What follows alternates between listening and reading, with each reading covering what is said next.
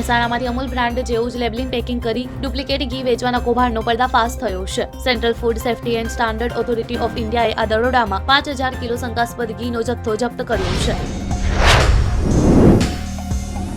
રાજ્ય સરકારે ગુજરાત એસટી નિગમના કર્મચારીઓ માટે એક મહત્વપૂર્ણ નિર્ણય કર્યો છે. એસટી નિગમના 39,000 જેટલા કર્મચારીઓને ચાલુ ફરજ અવસાનના કિસ્સામાં 14 લાખ રૂપિયા આપવાનો નિર્ણય કરાયો છે.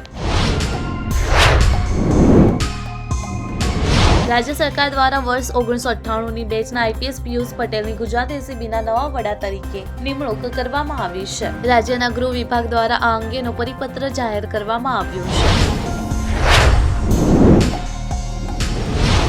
દિલ્હી પોલીસની ટીમ પર હુમલાનું નેતૃત્વ કરવાના આરોપી ઓખલાના ધારાસભ્ય અમાનતુલ્લાહ ખાનની ધરપકડ માટે દિલ્હી, રાજસ્થાન અને ઉત્તર પ્રદેશમાં દરોડા પાડવામાં આવી રહ્યા છે.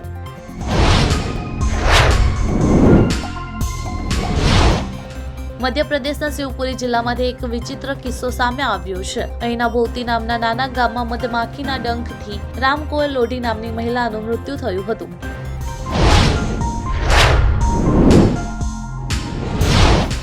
અમિતાભ બચ્ચન હાલમાં કોન બનેગા કરોડપતિ શોને હોસ્ટ કરી રહ્યા છે. તાજેતરના એપિસોડમાં ડીવી નામની એક સ્પર્ધક પાસે જોબ માંગી છે. કહ્યું, જ્યારે કંપની ખોલો ત્યારે જણાવજો. પશ્ચિમ બંગાળની સત્તારૂઢ તૃણમૂલ કોંગ્રેસે 2026ની વિધાનસભા ચૂંટણીમાં એકલા હાથે લડવાના સંકેત આપ્યા છે. એકલા ચૂંટણી લડવાની તૈયારી કરી રહેલા મમતા બેનર્જીને નેતૃત્વવાળી ટીએમસીને મોટો ફટકો પડ્યો છે.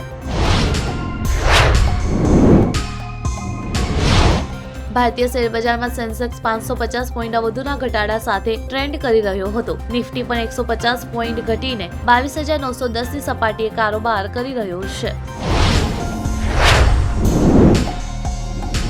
1984ના શીખ વિરોધી રમખાણોના બીજા એક કેસમાં કોંગ્રેસના પૂર્વ નેતા સજ્જન કુમારને દોષિત ઠેરવવામાં આવ્યા છે. તે હાલમાં બીજા રમખાણોના કેસમાં આજીવન કેદની સજા ભોગવી રહ્યા છે.